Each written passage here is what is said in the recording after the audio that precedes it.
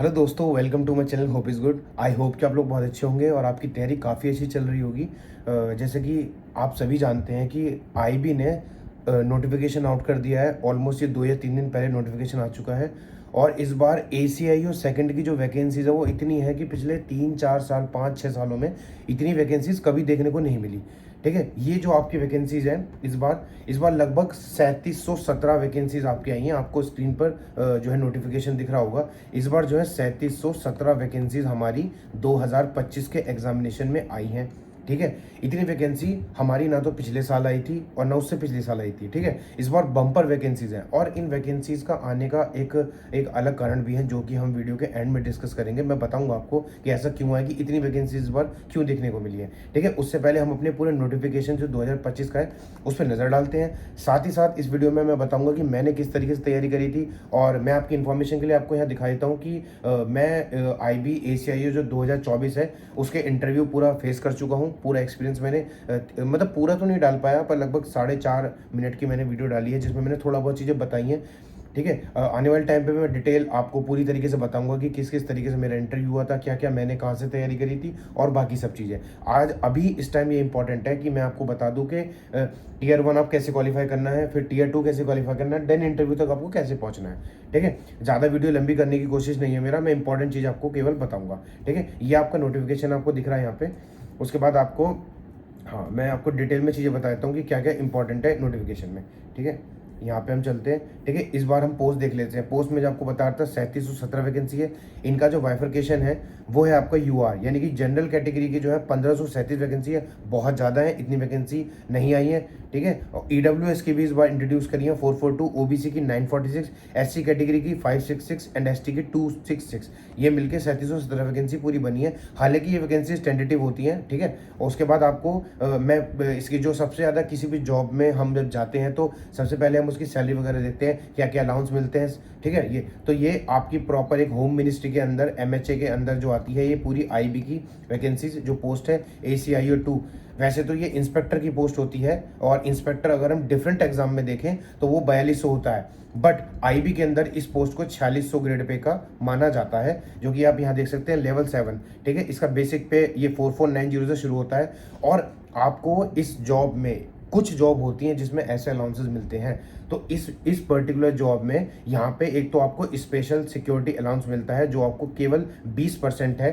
जो ठीक है, 20% आपको बेसिक पे का मिलता है। और आपको इसमें 12 मंथ की मतलब 12 मंथ की जगह इसको 13 मंथ की आपको सैलरी मिलती है। 12 मंथ की जगह 13। ऐसा क्यों होता है? क्योंकि क्या होता है कि जो डिफेंसेस और फोर्सेस की जो जॉब होती है उसमें आपको सैटरडे संडे भी छुट्टी करना पड़ता है। कई बार ग्रेडेड छुट्टी में भी आप जॉब करते हैं। ठीक है, छुट्टियां यहाँ पर मिलना बहुत मुश्किल होता है। तो जो उन छुट्टियों में आप जॉब करते हैं और वो जो उसमें जो आपकी सैलरी बनती है तो लगभग उसको 30 डेज काउंट करके इसको आपको 13 महीने की सैलरी दी जाती है। ये एक छोटा सा क्राइटेरिया होता है। तो इसमें आप सोचिए कि लगभग लेवल 7 की जॉब आपको 80 मतलब लगभग मैं मानता हूँ कि इसमें 90 मतलब 90 के आसपास तो आपकी नॉर्मल सैलरी बनती है। उसके बाद आपको 20% अलाउंस भी मिल गया तो इसमें आपकी जो सैलरी है वो लगभग 1.15 या 1.20 के आसपास उसके ऊपर पार हो जाती है। तो ये बहुत अच्छी जॉब है। आप देखिए लेवल 7 की जॉब। ठीक है, और बाकी आईबी में जो जॉब करने का जो कई लोगों का सपना होता है वो तो है इंपॉर्टेंट चीज़। ठीक है, जो इसकी डार्क साइड्स हैं वो हम मैं बाद में डिस्कस करेंगे आप लोगों के साथ। ठीक है, मैं आपको बता देता हूँ आपको यहाँ आगे चलेंगे हम एज के बारे में बात करेंगे।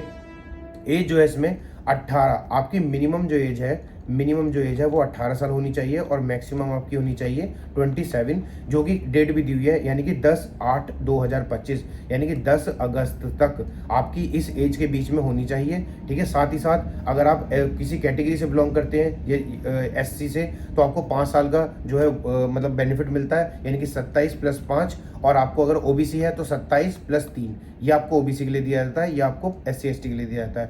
अगर आप किसी गवर्नमेंट जॉब में हैं ऑलरेडी और सर्व कर रहे हैं और आपको 3 साल हो चुके हैं, 3 year of regular and continuous services, तो आप 40 एज की तक भी आप इस फॉर्म को फिल कर सकते हैं। ठीक है, बाकी ये जो क्राइटेरिया होता है सेंट्रल गवर्नमेंट में 3 साल जॉब करने का, इसमें आपको PSU या जो बैंक वगैरह होते हैं या जो मतलब जो PSUs कंपनी ONGC वगैरह सब जो होते हैं उनके लिए एप्लीकेबल नहीं होता है। ठीक है, यहाँ पे आपको चीज़ें एज लिमिट के बारे में पता लग गया। देन उसके बारे में हम नीचे फिर आ जाते हैं। ओके, ठीक है। हाँ, इसमें इंपॉर्टेंट चीज़ें होती हैं, जो फिजिकली हैंडीकैप स्टूडेंट होते हैं वो ACI2 के लिए एलिजिबल नहीं होते। नीड नॉट अप्लाई, उनको ज़रूरत नहीं है अप्लाई होने की, क्योंकि एक रफ एंड टफ जॉब होती है, फील्ड जॉब होती है, तो उसमें जो है PWD कैंडिडेट को रिलैक्सेशन नहीं मिलता है, उनके लिए उनको भरने की इसमें जरूरत नहीं है। ठीक है, तो ये उससे मतलब कह सकते हैं एग्जम्प्टेड है। ठीक है, एग्जाम नहीं मतलब आप फॉर्म ही नहीं फिल कर सकते, नॉट एलिजिबल। ठीक है, देन उसके बाद आगे आते हैं। ठीक है, यहाँ पे आपको डेट फिल है, मतलब 10/8/2025 तक आप फॉर्म भर सकते हैं, ये क्लोजिंग डेट है आपकी। ठीक है, और आप ग्रेजुएशन होनी चाहिए, ग्रेजुएट होनी चाहिए। ठीक है, और सिंपल इसमें ग्रेजुएशन मांगी है, और आपकी जो डिग्री है वो आपकी 10/8/2025 तक कंप्लीट होनी चाहिए। ठीक है, ओके, आगे आ जाते हैं यहाँ पे। हाँ, अब देखिए सबसे इंपॉर्टेंट होता है एग्जामिनेशन, कि इसमें एग्जामिनेशन क्या आएगा, और ये वीडियो भी बेसिकली इसी चीज़ के ऊपर है कि आप किस तरीके से आप Tier 1 Tier 2 क्वालिफाई करेंगे, किस तरीके से आपको पढ़ना है, और मैंने किस तरीके से किया था। जो जो चीज़ें हैं मैं आपको साथ साथ बताता चला जाऊँगा कि मैंने किस तरीके से तैयारी करी थी। देखिए, पहला आपका आता है Tier 1। ये आप जो पेपर है वो आप CGL के जो Tier 1 होता है उसके इक्विवेलेंट आप बिल्कुल इसको मान सकते हो। कैसे मान सकते हो? क्योंकि आप देखिए यहाँ पे जो जनरल स्टडीज़ है, जो न्यूमेरिकल एप्टीट्यूड है, जो रीजनिंग है और इंग्लिश है, ये तो चारों पार्ट आपका आता ही है, और जो करंट अफेयर है वो भी कहीं ना कहीं इसी में मिक्स होता है। ठीक है, हमारे जो CGL का पेपर है वो भी 100 नंबर 100 क्वेश्चन का होता है, उसमें आपका 25-25 का बाइफरकेशन होता है। यहाँ पे भी पेपर 100 नंबर का ही है, यहाँ आप देख सकते हैं, और 1 घंटा टाइमिंग है। CGL में भी 1 घंटा टाइमिंग होती है, पर यहाँ पे इसको 5 पोर्शन में डिवाइड कर दिया गया है। इसमें जो करंट अफेयर का जो सेक्शन है वो स्पेशली इंट्रोड्यूस किया गया है। करंट अफेयर में कुछ नहीं है, करंट अफेयर में आपको छोटी छोटी चीज़ें हैं जो ध्यान रखनी है। कई बार क्या होता है, जो आपका कई चैनल्स हैं हमारे, जैसे कि इंडोलॉगस हो गया आपका, मतलब उससे मैं उसको ज़्यादा प्रेफर करता हूँ उस चैनल को। मैं आपको उसका जो लिंक है डिस्क्रिप्शन में भी दे दूंगा। आप उसमें करंट अफेयर का क्या होता है, उसमें जो है ना, आपको 1 मिनट, उसमें आपको ना पूरा मतलब टॉपिक वाइज वीडियोस मिल जाती हैं। पहला तो आपको अपॉइंटमेंट्स, जो अपॉइंटमेंट्स होते हैं वो आप ध्यान से पढ़ लेना, स्पेशली जो नेशनल लेवल पे होते हैं, कि अगर यूनाइटेड काउंसिल में कोई बड़ा आदमी अपॉइंट हुआ है, या फिर आपको ब्रिक्स का कोई अपॉइंट हुआ है, या फिर जो डिफेंस की जो चीज़ें हैं वो आपको ओपेक में कोई चीज़ें मतलब उनमें कोई हलचल हुई हो। ठीक है, और बाकी ये तो आपका वो हो गया, मतलब अपॉइंटमेंट्स वगैरह हो गए। और आपका जो मैं चैनल सजेस्ट करूँगा आपको, तो वो इंडोलॉगस है, इंडोलॉगस LOGOUS, इंडोलॉगस यूट्यूब पे आपको मिल जाएगा ये चैनल। उस पर आप देखेंगे हर मंथ के 200 से लेके 300 के जो मेन इंपॉर्टेंट करंट अफेयर होते हैं ना, एक तो आप उनको देख लेना। ठीक है, अगर मैं करंट अफेयर की टाइमिंग की बात करूँ कब से, तो हमारा जो पेपर है, हमारा जो नोटिफिकेशन है वो जुलाई में आपका है, और इसको अगस्त तक 10 अगस्त तक इसकी फॉर्म फिलिंग है। तो आप इसके 5 महीने पीछे चले जाइए बस। ठीक है, और पेपर जब हमारा 2024 का एग्ज़ाम था, तो वो नोटिफिकेशन जो था वो नवंबर में आया था, और इसके बाद 7 जनवरी से हमारा पेपर कंडक्ट कर लिया गया। लगभग 2 महीने बाद हमारा पेपर हो जाता है। तो आप मान के चलिए कि अगर 10 अगस्त को हमारी फॉर्म फिलिंग ख़त्म हो रही है, तो इसका आप 10 या 15 सितंबर से आप मान सकते हैं कि पेपर शुरू हो जाएगा। पेपर मल्टीपल जो है शिफ्ट में होगा, और हाँ, इसमें भी जो होता है आपका क्या बोलते हैं उसका, नॉर्मलाइजेशन होता है। तो नॉर्मलाइजेशन का बेनिफिट मिलता है, मुझे भी मिला था, कितना मिला था वो भी मैं आपको अभी बताऊँगा। ठीक है, ठीक है, ये हो गया। तो आपका, मैं अगर आपको करंट अफेयर के बारे में बोलूँ, तो करंट अफेयर को सीधा सीधा आप जनवरी के थोड़ा बहुत देख लेना, पर आप फरवरी से सितंबर के जो करंट अफेयर है उनको बिल्कुल बिल्कुल चार्ट जाना, उनमें कोई भी जो मतलब लीलियंसी मत रखना। ठीक है, अच्छी तरीके से। बाकी इंडोलॉगस के जो टॉपिक वाइज वीडियोज है वो जो पढ़ लेना, और जो इसमें जो होता है ना करंट अफेयर, इसमें एक बार आप मैं आपको दिखाऊंगा अभी क्वेश्चन पेपर खोल के। इसमें करंट अफेयर में आप अपॉइंटमेंट्स हो गए, आप जो डिफेंस की जो चीज़ें हैं वो हो गई। ठीक है, और डिफेंस की चीज़ें हो गई, अपॉइंटमेंट्स हो गए, और हाँ, ट्रीटी जो भी दूर के देशों से जो हमारी ट्रीटीज़ होती हैं वो सब हो गई। और बाकी जो जो इंटरनेशनल न्यूज़ होती हैं, इंटरनेशनल जो न्यूज़ होती हैं वो थोड़े और कवर कर लेना। ठीक है, बाकी ये मैं इंपॉर्टेंट मानता हूँ कि इतनी चीज़ इंपॉर्टेंट है। ठीक है, बाकी जो बड़े बड़े जो स्पोर्ट्स इवेंट होते हैं, जैसे कि कभी वर्ल्ड कप हुआ या फीफा कब होने वाला है, कई बार क्या होता है ना कि जो आज से 5 साल बाद जो फीफा वगैरह बड़े बड़े नेशंस में होने वाले होते हैं, या कोई बड़ा स्पोर्ट्स होने वाला है, तो उनको भी देख लेना। कई बार इसमें क्या होता है, कुछ जो प्लेयर्स होते हैं उनका नाम काफ़ी मतलब हाईलाइट होता है, तो वो सब आप देख लेना। मतलब बेसिकली करंट अफेयर आपको पूरी तरीके से घोट के जाना है, क्योंकि आप मानिए कि जो 100 नंबर का पेपर होने वाला है ना, अगर आप उसमें करंट अफेयर में से 10 से 12 नंबर भी लेके आते हैं, तो आप इतना एज ले लेंगे कि आप यकीन नहीं मानेंगे। मैं आपको अभी बता दूंगा कितना एज मिलेगा उस चीज़ में। तो करंट अफेयर तो आपको इंडोलॉगस से हो गया, मैंने आपको सोर्स बता दिया, और मैंने भी इसी से ही किया था। ठीक है, आपको जनरल स्टडीज़ की बात आती है, जनरल स्टडीज़ के आपको मल्टीपल ऑप्शंस हैं। जैसे कि आप देख सकते हैं कि जो एसएससी परमार सर हैं, एसएससी परमार जो सर है, उन्होंने अपना एफआरबी शुरू किया है। तो अब आपका समय जो है कम है, अगर आपने कम करंट अफेयर पढ़ा है तो आप एसएससी परमार जो सर है उनकी जो एफआरबी सीरीज़ है 2.0 कह लो या पहली वाली कह लो, उनकी पीडीएफ्स निकाल कर उनके जो लेक्चर हैं जो यूट्यूब पे पड़े हैं, वो लगभग 1-1.5 घंटे के जो लेक्चर है उनको एक बार देख लेना। और साथ ही साथ जो या तो आपको जैसे कि पिनेकल बुक हो गई या फिर आपको जो टेक्स्ट बुक है उस पे ना जनरल स्टडीज़ के स्पेशली आईबी वगैरह के लिए या और भी प्लेटफॉर्म है, उन पे सेक्शन वो मिलेंगे, सेक्शनल जो है क्वेश्चंस मिलते हैं, 15-15 20-20 क्वेश्चन होते हैं, तो आप उनको लगा सकते हैं। ठीक है, और जनरल स्टडीज़ में भी मैं आपको टॉपिक बता देता हूँ क्या क्या बहुत ज़्यादा इंपॉर्टेंट है टॉपिक। सबसे पहला टॉपिक है आपको पॉलिटी। ठीक है, उसके बाद आपको एंशियंट हिस्ट्री। ठीक है, मॉडर्न पे इतना ध्यान नहीं देना। ठीक है, पॉलिटी हो गई, एंशियंट हिस्ट्री हो गई। ठीक है, ज्योग्राफी से काफ़ी अच्छे क्वेश्चन देखने को मिलते हैं, स्पेशली माउंटेन रेंजेस वगैरह ये सब। ठीक है, पॉलिटी हो गई, ये होगी। और साइंस में स्पेशली आप फिजिक्स और बायोलॉजी मतलब साइंस की बात करूँ तो साइंस आप ओवरऑल सब देख लेना। पर ठीक है, पता है आपने एक बार अगर पूरी थ्योरी अगर आपने पढ़ रखी हो, क्योंकि मैं मान के चलता हूँ ये बात अब कि आप सीजीएल के एस्पिरेंट्स होंगे, तो अगर आप या फिर अगर यूपीएससी के भी या सीडीएस वाले भी हो तो जाहिर सी बात आपकी जनरल स्टडीज अच्छी होगी। तो इसमें आप इतने कम समय में, क्योंकि अभी हम आपको 2 महीने का समय है आपके पास, तो आप इन पर जितने भी ज़्यादा क्वेश्चन लगा सकते हैं ना, चाहे वो पिनेकल की बुक हो या फिर परमार सर की जो लिटिल बॉय वगैरह वाली जो किताब है, या सीडीएस की, या फिर आपके पास जो जो किरण पब्लिकेशन की होती है, तो प्रीवियस ईयर क्वेश्चन ही इसमें लगा लेना। एक चीज़ और मैं बता देता हूँ कि ये जो पेपर है वो टीसीएस ले रहा है। ठीक है, इसमें ऐसा सच कोई चेंज नहीं है। तो जो टीसीएस ले रहा है उसका जो जीएस का जो पैटर्न होता है वो सभी बच्चे जानते हैं, चाहे वो सीएचएसएल वाले हों या फिर आप मतलब सीजीएल वाले हों। तो जो पैटर्न टीसीएस में जो रखता है अपना सीजीएल का जीएस के क्वेश्चन का, वही एग्जैक्टली फॉलो होने वाला है। तो इसमें जो जनरल स्टडीज़ है वो एक बार कल्चर भी देख लेना, जैसे कि जो फेस्टिवल्स वगैरह होते हैं, जो एक्सपोनेंट्स वगैरह जो होते हैं। ठीक है, ये सब चीज़ें देखना। न्यूमेरिकल एबिलिटी, रीजनिंग और इंग्लिश, इसमें कोई डिफरेंस नहीं है जो आपका पेपर एसएससी का होता है। ठीक है, एसएससी का पेपर देखने के लिए आपको टेक्स्ट बुक पे जाइए, एक प्रीवियस ईयर का पेपर उठाइए और आप देखिए आप कितना कर सकते हैं। इंग्लिश में बहुत सिंपल है, एरर जो आसान होते हैं वो सभी लोग छांट लेते हैं, और जो बाकी जो वोकैब होती है वो मतलब ऐसा होता है, किसी की वोकैब अच्छी होती है, किसी की मतलब बुरी होती है। तो इंग्लिश में मैं कहूँगा कि जितनी ज़्यादा आपकी वोकैब अच्छी है उतना ज़्यादा आप स्कोर कर पाएंगे। मैथमेटिक्स और रीजनिंग में आपके क्वेश्चंस अच्छे लेवल के आते हैं। मैं आपको बता दूं, इसमें पेपर बहुत अच्छे लेवल का आता है। जो पेपर होता है आपको 1 घंटा मिलता है, बट 1 घंटा ये थोड़ा मुझे लगता है ये कम ही रह जाता है। ठीक है, कुछ बच्चे सीजीएल वाले होते हैं, उनकी स्पीड काफ़ी अच्छी होती है, बट इस पेपर में अच्छे क्वेश्चन पूछे जाते हैं। और इसमें मैं बता देता हूँ आपको, इसमें ट्रिग्नोमेट्री नहीं आती है मैथ्स में। इसमें जो मैथ्स का है, मैथ्स में आपकी ट्रिग्नोमेट्री नहीं आती है, इसमें आपका एलजेब्रा आता है बहुत अच्छा, नंबर सिस्टम आता है बहुत अच्छा, और बाकी जो कॉस्ट प्राइस सीपी वगैरह एसपी बेसिक जो अर्थमेटिक है वो तो आता ही है। इसमें जो क्वेश्चंस होते हैं वो कई बार मल्टीपल चॉइस भी आ जाते हैं, मैथ्स में मल्टीपल चॉइस क्वेश्चन बना देते हैं। ठीक है, जैसे कि आजकल जो सीजन में भी चल रहा है पैटर्न कि आपको जो डिस्काउंट के जो क्वेश्चन होते हैं उसमें मतलब पहले वाले में ज़्यादा मिलेगा, दूसरे वाले में, तीसरे वाले में, इस तरह के कुछ क्वेश्चन बनते हैं, तो उनका भी थोड़ा ध्यान रखिएगा।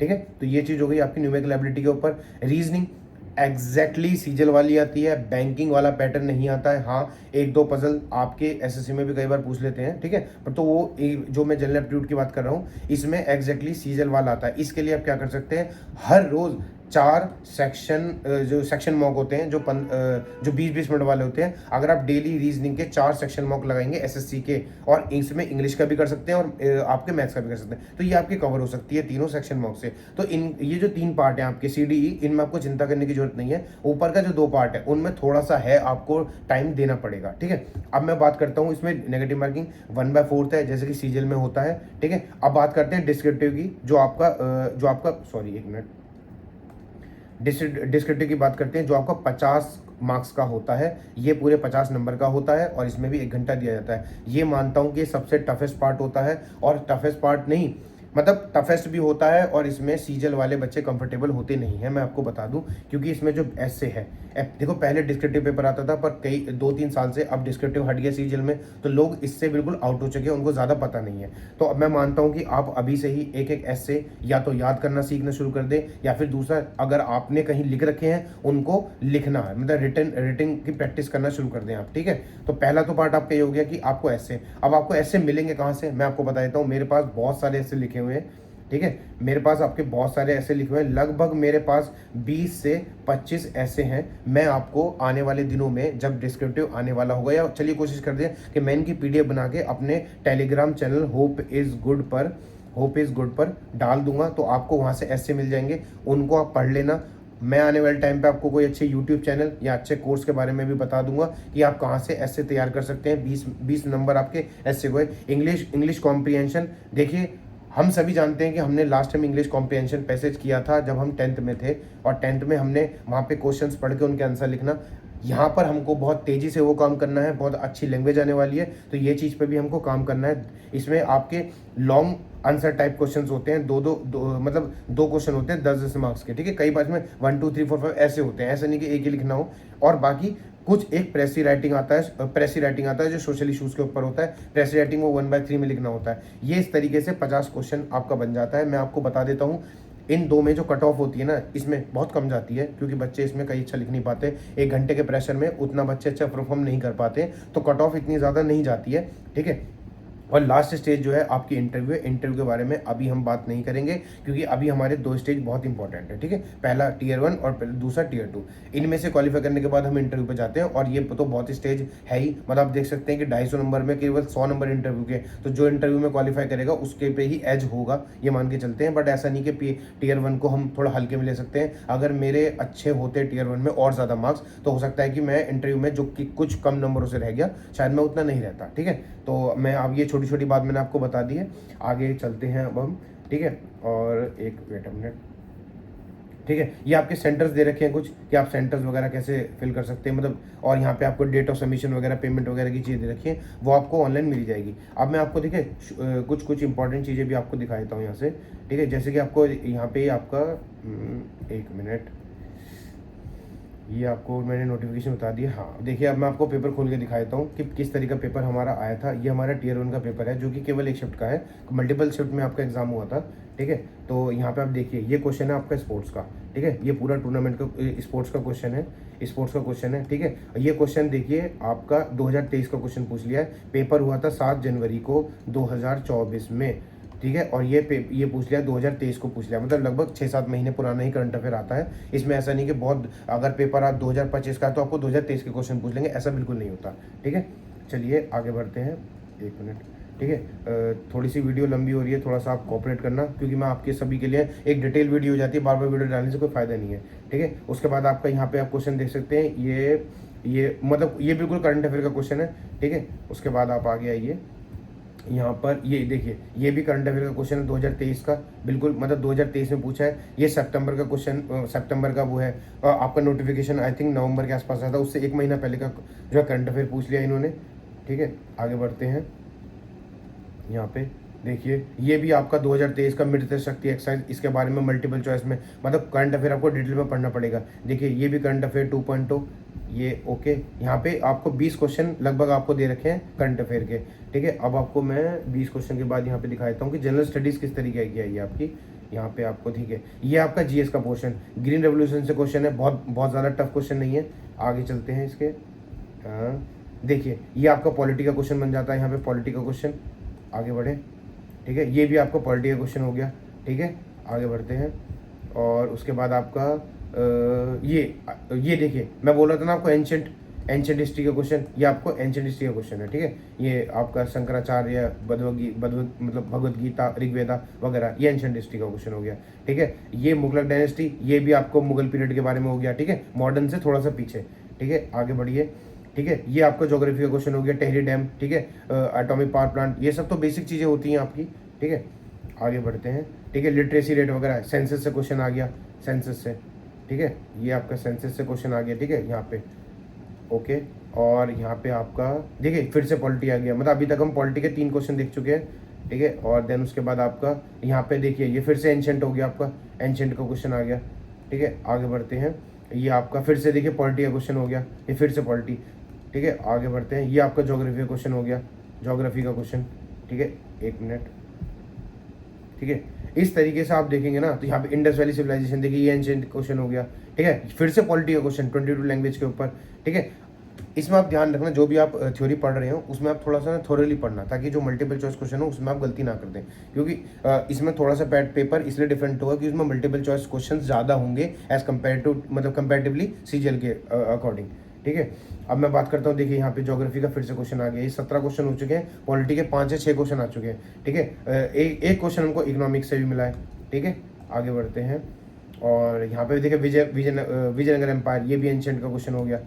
ठीक है, आप मतलब तो आपको बेसिकली पता लग गया है कि क्या मैं आपसे कहना चाह रहा हूँ। ठीक है, और बाकी मैथ्स पढ़ते हैं। मैथ्स में देखिए वही स्टेटमेंट 1 2 वगैरह करके क्वेश्चन है। ठीक है, बाकी यहाँ पर भी वही सेम क्वेश्चन है। ट्रेन का क्वेश्चन हो गया। ठीक है, यहाँ पे आपको पाइपिंग सिस्टम का क्वेश्चन हो गया। ये आपका CISI का क्वेश्चन, सिंपल बेसिक अर्थमेटिक। यहाँ पे CPSP। ठीक है, ये आपका अलजेब्रा का क्वेश्चन है, मतलब HCF और LCM का क्वेश्चन। और बाकी यहाँ पे आपका ये आ गया है 25, हाँ ये एज का क्वेश्चन हो गया है। ठीक है, मतलब बेसिक अर्थमेटिक है।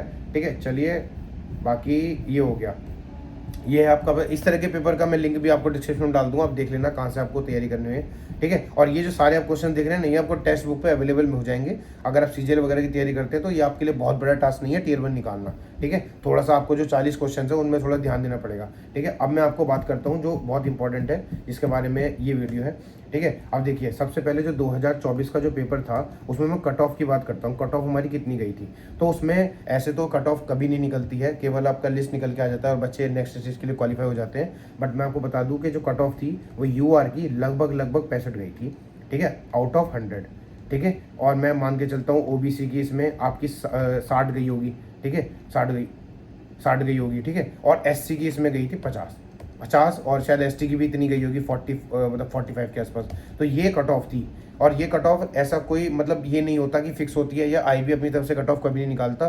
ऐसा होता इसलिए है क्योंकि मतलब ये रिवील नहीं करते कट ऑफ। बेसिकली ये जो पता लगता है, ये हमारा आखिरी जो स्टूडेंट सेलेक्ट होता है, किसी यूट्यूब वीडियो में कमेंट कर दिया या बच्चे आगे मिलते हैं हमको और वो सब आपको बता देते हैं। ठीक है, तो ये आपकी कट ऑफ अनुमानित होती है, और इस साल भी आप यही कट ऑफ मान के चलिएगा बेस्ट स्कोर की 65 या 60 अगर आप लेंगे, क्योंकि इस बार जो वैकेंसी है ना, पिछली बार 922 वैकेंसी थी, इस बार 3717 वैकेंसी। आप देखिए इंटू 3 से भी ज़्यादा, लगभग 3.5 के आसपास ये वैकेंसी है, 3.4 के आसपास। तो आप देख सकते हैं कि ये इस बार ना और भी कम कट ऑफ जाने वाली है। हालांकि कंपटीशन तो बढ़ता है, बट स्टिल इसमें जो मैं आपको बताता ना डार्क रियलिटी, वो ये होता है कि बच्चे IB की जॉब कई बार छोड़ के आ जाते हैं। और इस बार जो 3717 वैकेंसी है वो इसी वजह से आई है, क्योंकि काफ़ी बच्चों ने ड्रॉप आउट किया है, काफ़ी बच्चे UPSC में सेलेक्ट हो जाते हैं, काफ़ी बच्चे स्विच कर देते हैं। क्योंकि ये एक जो जॉब होती है ना, ये बहुत ही हार्ड जॉब होती है, इसमें सीक्रेसी रखनी पड़ती है, इसमें अपनी आइडेंटिटी रिवील नहीं कर सकते। हालांकि जॉब बहुत अच्छी है, आपको एक पावरफुल जॉब होती है, कहने को आप इंस्पेक्टर होते हो अकॉर्डिंग टू ऑफिशियल,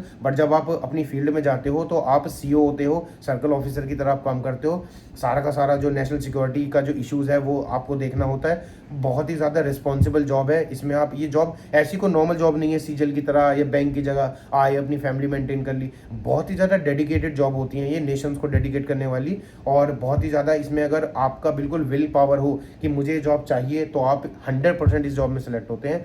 ठीक है, और दूसरी चीज़ क्या है कि जैसे हम जैसे लोग हैं, कुछ ना कुछ गलतियों की वजह से कभी कभी रह जाते हैं, तो वो गलतियां मैं आपको इन फ्यूचर बताऊंगा कि मैंने क्या गलती करी थी। इंटरव्यू के लिए भी मैं आपको अपनी सारी डिटेल जो है बताऊंगा कि मैंने कैसे कैसे तैयारी करी थी, कहाँ करी थी, जब इंटरव्यू आएगा। अभी फिलहाल आप यही करिए कि आप क्या कर सकते हैं, अपना करंट अफेयर SSC परमर मतलब जो FRB हैं उनसे तैयार कर लीजिए। आप जो GS है वो इंडोलोगस चैनल से कर लीजिए। बाकी जो चीज़ें बची, जो आपको बाकी मैथ्स, रीजनिंग, इंग्लिश के सेक्शन मॉक देते रहिए। और डिस्क्रिप्टिव के लिए मैं जो आपको पेपर मतलब PDF आपको साथ शेयर करूंगा, उनको पढ़ लेना, थोड़ा थोड़ा लिखना प्रैक्टिस में ले आइए, क्योंकि आपको प्रैक्टिस में नहीं होगी।